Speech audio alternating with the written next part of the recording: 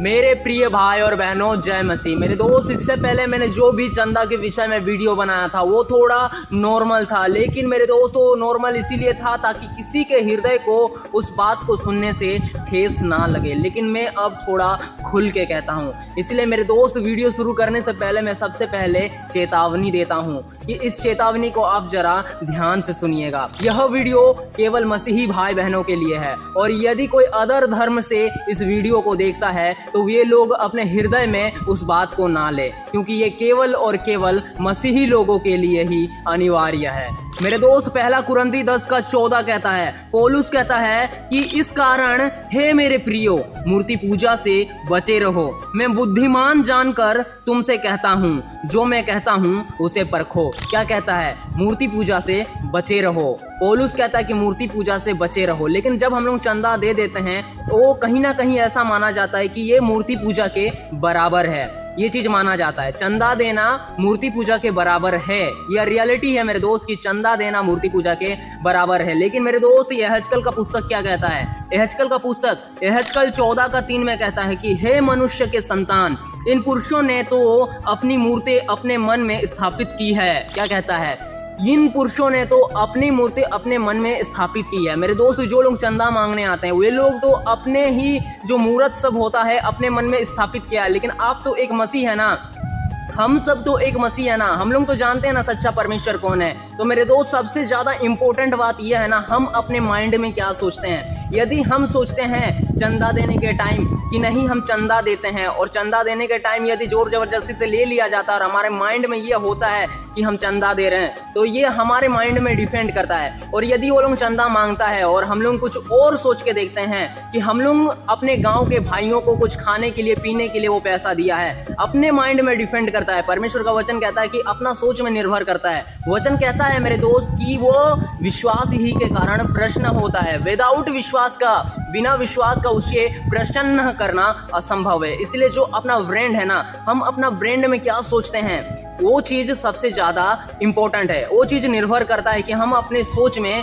हम अपने दिमाग में क्या सोचते हैं। क्या कहता है? यहेजकेल का पुस्तक कहता है कि हे मनुष्य के संतान, इन पुरुषों ने तो अपनी मूर्ति अपने मन में स्थापित की है। वे लोग अपने मन में स्थापित कर चुका है, लेकिन हम लोगों को सोचना क्या है? हम लोग अपने गाँव के घर के लड़कों को नाश्ता के लिए, खाने के लिए वो पैसा दिया है, ना कि ये सोचना है कि चंदा के लिए दिया है और प्रार्थना पूर्वक देना है। और सबसे पहला और इम्पोर्टेंट बात तो यह है मेरे दोस्त कि वे लोगों को सबसे पहले बिठाइए और बताइए कि वचन ये कहता है, बाइबल यह कहता है, हम प्रभु को मानते हैं, इसीलिए हम इस चीज में आपका सहयोग नहीं कर सकते। क्या कहना है? हम आपका इस चीज में सहयोग नहीं कर सकते। यदि वो लोग फिर भी नहीं मानता है तो मेरे दोस्त यही सोचना है कि हम लोग अपने गांव के लड़कों को, अपने गांव बस्ती के लड़कों को खाने के लिए वो पैसा दिया है। अपने माइंड में यही सोचना है, ना कि हम लोग भी अपने मन में स्थापित कर लेना है कि ये चीज मूर्ति पूजा को सपोर्ट कर रहे बोल के। वैसे नहीं सोचना है, बल्कि सोचना है कि हम लोग अपने गांव के बस्ती के लड़कों को खाने के लिए कुछ पैसा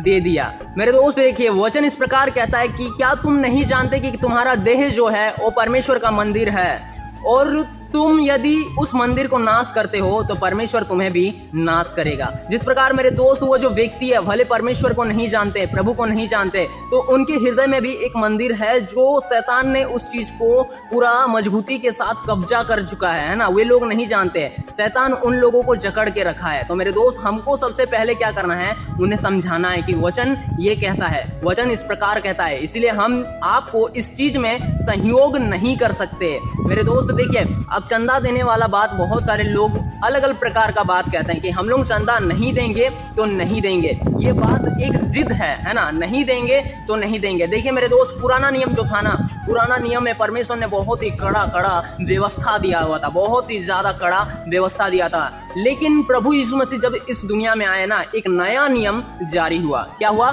एक नया नियम जारी हुआ, और प्रभु यीशु मसीह ने हर एक कड़ा व्यवस्था को उसने बहुत ही नॉर्मल कर दिया। उसने हर एक चीज को स्वतंत्र कर दिया, अपना प्राण देके, अपना लहू बहा के हर एक व्यक्ति को स्वतंत्र कर दिया। मेरे दोस्त, देखिए, जैसे आप कहते हैं ना कि चंदा नहीं देंगे तो नहीं देंगे, जिस प्रकार मेरे दोस्त आप उस वचन को मानते हो, हाँ अच्छा बात है कि आप उस वचन को मानते हो कि चंदा नहीं देंगे तो नहीं देंगे, ये मूर्ति पूजा के बराबर है, आप मानते हो, बहुत अच्छी बात है। लेकिन मेरे दोस्त वचन ये भी कहता है ना, तुम ना ही शुद्ध लो और ना ही शुद्ध दो, कहता है कि तुम ना ही इंटरेस्ट लो ना इंटरेस्ट दो, ये वचन कहता है। देखिए मेरे दोस्त, आप जो ये कपड़ा पहने हुए हैं ना, आप जो मोबाइल चलाते हैं ना, आप जो खाते हो ना खरीद के, आपका हर एक चीज में जीएसटी कटता है मेरे दोस्त, हर एक चीज में कर वसूला जाता है, सरकार को कर दिया जाता है हर एक चीज में ना। वचन ये कहता है ना कि तुम ना ही शुद्ध दो और ना ही शुद्ध दो, ना इंटरेस्ट लो ना इंटरेस्ट दो। तो मेरे दोस्त, आप मोबाइल खरीदते हैं ना, तो आप मोबाइल को नहीं चलाना चाहिए क्योंकि उसमें जीएसटी कटता है, जीएसटी टैक्स कटता है, वो चीज आपको नहीं चलाना चाहिए। मेरे दोस्त, आप जो कपड़ा पहनते हो ना, आपको कपड़ा भी नहीं पहनना चाहिए क्योंकि इसमें जीएसटी कटता है। आप जो खाते हो ना खरीद के, चावल धान जो कुछ भी है, चावल आटा जो कुछ भी आप खाते हो, तो नहीं खाना चाहिए क्योंकि उसमें जीएसटी कटता है। मेरे दोस्त, वचन क्या कहता है ना, तुम शुद्ध दो ना शुद्ध लो, तो आपको वो सब भी नहीं करना चाहिए। हर एक चीज जो आप अपने जीवन में यूज करते हो ना खरीद के, हर एक चीज में जीएसटी कटता है, हर एक चीज में टैक्स कटता है, और वचन कहता है कि ना तुम इंटरेस्ट दो ना इंटरेस्ट लो। लेकिन प्रभु यीशु मसीह ने उसे भी सॉल्व कर दिया, प्रभु यीशु मसीह ने उसे भी बहुत ही सरल बना दिया कि जो केसर का है वो केसर को दो और जो प्रभु का है वो प्रभु को दो। ठीक उसी तरह मेरे दोस्त, चंदा का भी यही बात है, जो उनका अधिकार है, जो वे लोग मांगते हैं, तुम उसे पहले समझाओ, यदि नहीं समझते हैं तो प्रभु से प्रार्थना करो और उसे वो चीज दे दो, ना कि चंदा के नाम पे, बल्कि इसलिए कि मैंने अपने गांव के लड़कों को कुछ खाने के लिए दे दिया। मेरे दोस्त, प्रभु को परखा गया। देखिए यीशु मसीह ने क्या कहा, इस बात को जरा गौर से सुनिएगा। वे लोग प्रभु से पूछे, क्या हमें केसर को कर देना चाहिए कि नहीं देना चाहिए? तो प्रभु यीशु मसीह ने कहा कि जो केसर का है वो केसर को दो और जो परमेश्वर का है वो परमेश्वर को दो। प्रभु यीशु मसीह ने साफ रीति से कह दिया कि जो केसर का है वो केसर को दो और जो प्रभु का है वो प्रभु को दो। इसलिए मेरे दोस्त, कर क्या है? कर अर्थात है टैक्स। जैसे कि हम लोग कोई भी चीज खरीदते हैं, जीएसटी कटता है ना, इनकम टैक्स कटता है, वो चीज होता है कर। यदि जो सरकार का है हमें सरकार को देना पड़ता है। प्रभु यीशु मसीह ने पहले जो पुराना नियम था उससे अच्छा अभी हम लोगों को स्वतंत्र कर दिया है कि जो केसर का है वो केसर को दो, अर्थात जो सरकार का है उससे सरकार को दो और जो परमेश्वर का है वो परमेश्वर को दो। प्रभु यीशु मसीह ने बहुत ही, ये जो कड़ा नियम था उसे प्रभु यीशु मसीह ने इस पृथ्वी में आके उस चीज को तोड़ दिया है। पहले का वचन जो है ना, पुराना नियम बहुत ही ज्यादा कड़ा हुआ करता है। जिस प्रकार पहले का वचन कहता है कि तुम शब्द के दिन में चंगाई नहीं करना, तुम शब्द के दिन में किसी और का वस्तु, किसी और का घर का वस्तु तुम अपने घर में नहीं लाना, ना अपने घर का वस्तु किसी और को देना। शब्द का दिन में तुम लोहा जो सामान होता है उस चीज को बाहर नहीं निकालना, किसी और को नहीं देना। शब्द के दिन में, पवित्र दिन में, विश्राम दिन में तुम किसी गाय को घर से बाहर नहीं निकालना, हल नहीं जोतना। बहुत कड़ा नियम होता है। लेकिन प्रभु यीशु मसीह इस दुनिया में आके हर एक कड़े नियम को वो लोग बहुत ही ज्यादा नॉर्मल कर दिए। यीशु मसीह हर एक कड़ा नियम को बहुत ही ज्यादा नॉर्मल कर दिया। इसीलिए मेरे दोस्त, हमें हिचकिचाना नहीं है। देखिए, सबसे पहले हमें बोलना है, क्या कहना है कि ना भैया इधर आइए, बैठिए और वचन बताना। हम लोग बाइबल के ऊपर विश्वास करते हैं, बाइबल के वचन के अनुसार चलते हैं और वचन इस प्रकार कहता है। इसीलिए हम लोग जो है आपका इस चीज में सहयोग नहीं कर सकते, ये कहना है। और यदि वो लोग मान जाता है तो बहुत अच्छा बात है, और यदि वो लोग नहीं मानता है तो मेरे दोस्त यही सोचना है, आपके सोच के ऊपर निर्भर करता है आप क्या सोचते हैं। यही सोचना है कि हम अपने गांव के लड़कों को खाने के लिए कुछ पैसा दे दिया, ना कि ये सोचना है कि चंदा दे दिया। लेकिन जब आप देंगे ना तो प्रार्थना पूर्वक देना कि हे परमेश्वर, हे मेरे प्रभु, हमने इस कारण इन लोगों को ये पैसा दिया। प्रभु से प्रार्थना करना है और देना है। मेरे दोस्त देखिए, आपकी सोच के ऊपर निर्भर करता है कि आप क्या सोचते हो। बाकी आपका लाइफ है, आपका चॉइस है, आप जाने आप क्या करेंगे। लेकिन मेरे दोस्त, मैं कहता हूं कि हर एक चीज में प्रभु से पूछिए, क्योंकि प्रभु आपकी अगुवाई करेगा। वो जीवित परमेश्वर है, प्रभु आपकी अगुवाई करेगा। क्या सही है क्या गलत है, हर एक चीज में प्रभु आपकी अगुवाई करेगा।